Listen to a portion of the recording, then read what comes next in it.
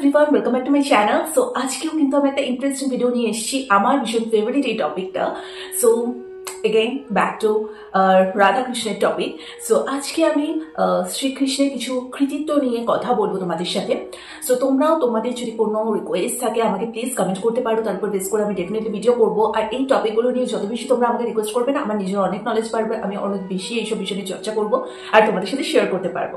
So আজকে বেশি late না করে রাধে রাধে বলে শ্রীকৃষ্ণের কৃতিত্ব বা লর্ড কৃষ্ণের অ্যাচিভমেন্ট নিয়ে ছোট্ট করে একটু তোমাদের সাথে গল্প শেয়ার করবো। চলো যে ভিডিওটাকে স্টার্ট করো। ভগবান শ্রীকৃষ্ণের কাহিনী কে না জানে? আমরা সকলেই কিন্তু কম বেশি ভগবান শ্রীকৃষ্ণ দেবের কাহিনী জানি।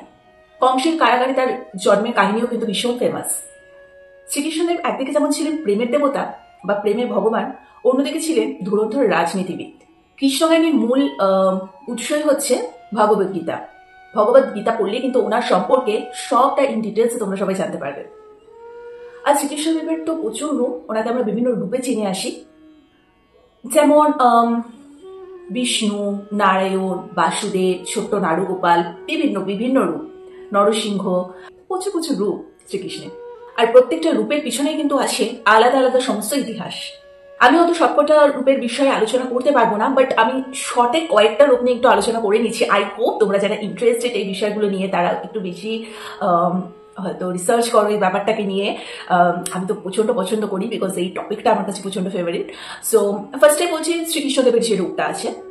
শ্রীকৃষ্ণদেবের রূপটা যখন আমরা দেখি তখনই আমরা মানে ওটা পুরোপুরি একটা প্রেমের ভগবান, এটাই আমরা জানি শ্রীকৃষ্ণদেবের পার্টিকুলার ওই রূপটা। শ্রীকৃষ্ণদেবের রূপটা দেখলে সত্যি মানে ভাবা যায় না যে একজন প্রেমের দেবতাও যে হাতে কখনো অস্ত্র নিয়ে একটা চণ্ডাল রূপও ধারণ করতে পারেন, যেটা আমরা বিষ্ণু অবতারের ক্ষেত্রে দেখে থাকি।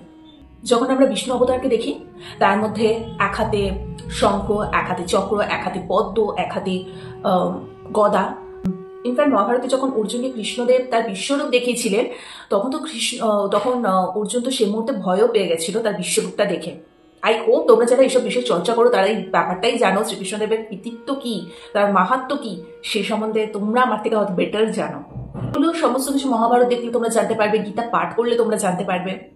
আবার যখন মহাভারতে আমরা বাসুদেব হিসেবে আমরা ওনাকে দেখে থাকি, তখন কিন্তু উনি খুবই ধুরন্ধর একজন রাজনীতিবিদ, তার সাথে কিন্তু একজন বীর যোদ্ধা, তাই তো?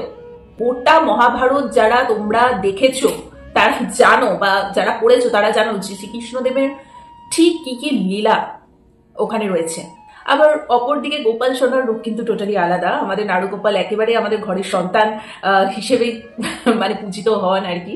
এছাড়া শিশুপালের মৃত্যুর কাহিনী, তারপর দ্রৌপদীর বস্ত্রহরণের সেই কাহিনী, এরকম বহু বহু লীলার কথা আমরা শ্রীকৃষ্ণদেবের জানতে পারি।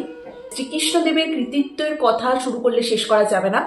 সো আমার প্রচন্ড পছন্দের টপিক এটা, এই জন্য আমি সবসময় এখন থেকে চেষ্টা করছি যে একটু ওনাদেরকে নিয়েও যদি ভিডিও বানানো যায়। আর আমি খুব খুশি হবো যদি তোমরা কিছু রিকোয়েস্ট করে থাকো আমাকে, তাহলে তো সব থেকে বেশি আমি খুশি হবো।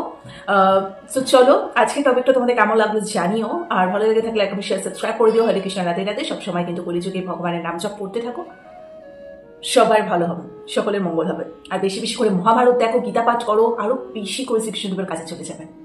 সো চলো আজ মাথা এখানে, টাটা।